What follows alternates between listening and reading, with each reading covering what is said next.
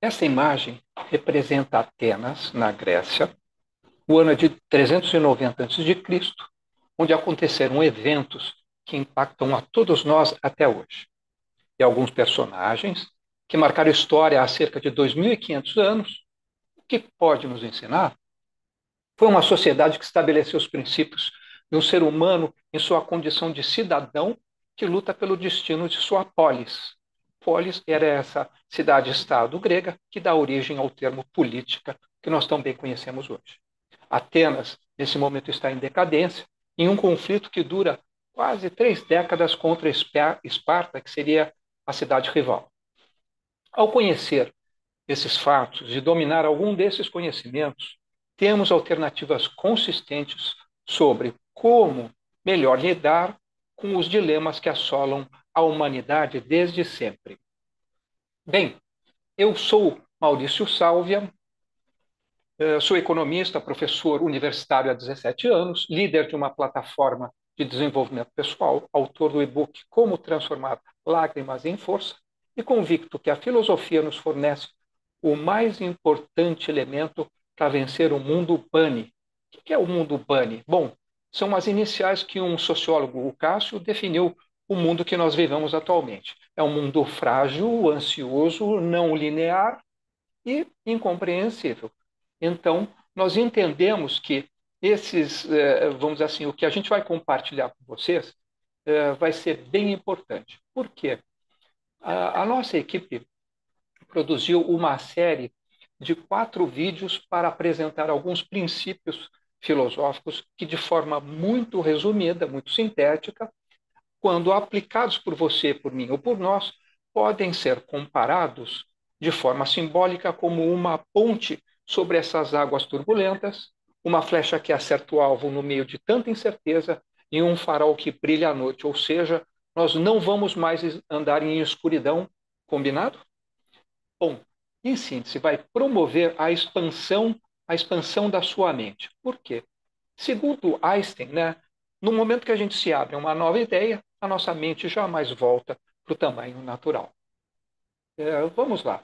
É importante que a gente saiba reconhecer o mito. O que é esta figura?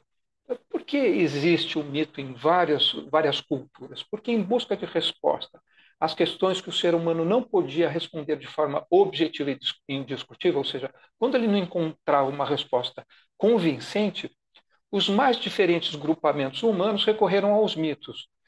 Responsáveis, né, eles eram representantes de Deus e eram responsáveis, em geral, por fenômenos que a humanidade nem sempre compreendia as causas, mas sentia na pele as consequências. Quer exemplo? Vamos lá. A fúria de uma tempestade, a força de um vendaval, enfim, era um recurso para encontrar respostas a essas questões que inquietavam o ser humano, certo? Assim, em verdade, esses deuses eram representações, na sua grande maioria, às vezes, de sentimentos humanos que nem sempre podiam ser classificados como muito nobres. Por exemplo, sentimentos como a fúria, o desejo, a paixão, estavam ali bem representados. Outro elemento que a gente entende importante abordar com vocês seria uma forma de se expressar e divulgar os acontecimentos mais importantes, tudo que acontecia de importante lá na polis, provavelmente deu origem ao teatro, que de alguma forma podia ser comparado numa linguagem meio grosseira ao Jornal Nacional da época. Então, quem tinha acesso ao teatro tinha acesso a esses conhecimentos que se julga bem importante constarem ali. É importante também conhecer que, naquela época, os pensadores buscam estabelecer uma fronteira, uma separação entre o mito e a razão. Eles querem outras respostas àquelas razões existenciais.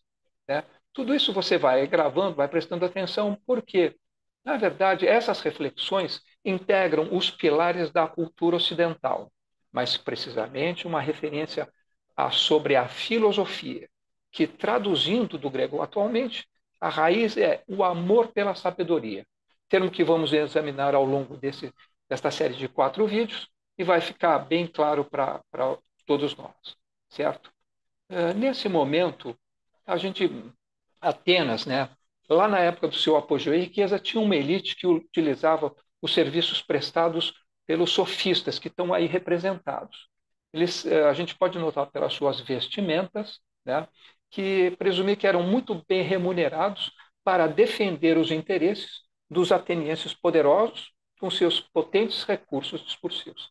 Eles eram muito hábeis oradores e conseguiam convencer qualquer um. Porém, e é importante que a gente destaque esse porém, o que acontece? Os sofistas não tinham compromisso algum com a verdade e utilizavam sua arte ou sua técnica para convencer qualquer debate ou mesmo disputa de interesses e ganhavam muito dinheiro ensinando sua técnica. Em contrapartida,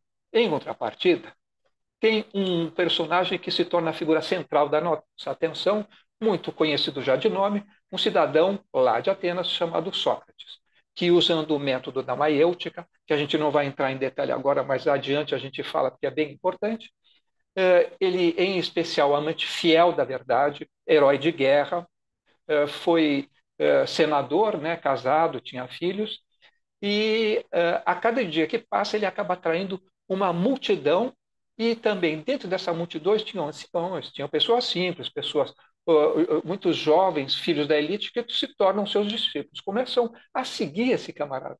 Mas por que será que ele desperta tanta atenção no meio desse cenário?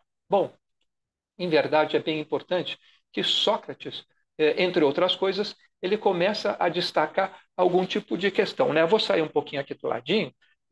Sócrates defende uma das virtudes humanas, como a temperança, que seria dominar os prazeres e não ser dominado por eles.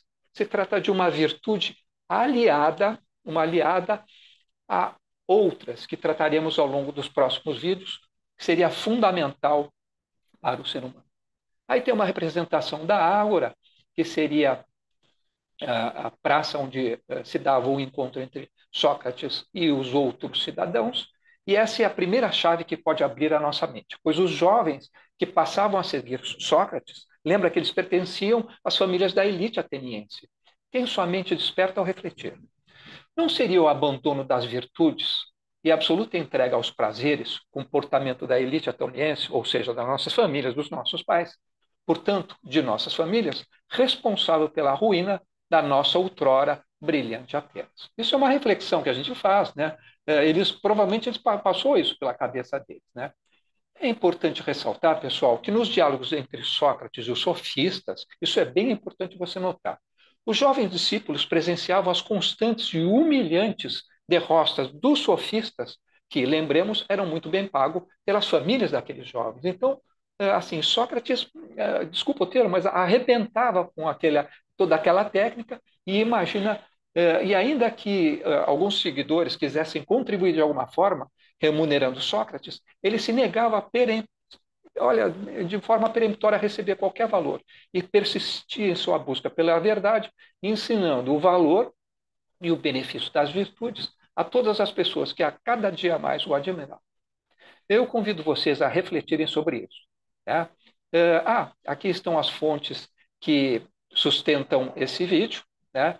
E muito bem, então eu espero vocês na sequência dos outros 3 vídeos, que vamos descobrir juntos outras reflexões que vão ampliar a sua mente, a nossa mente. Tá bom?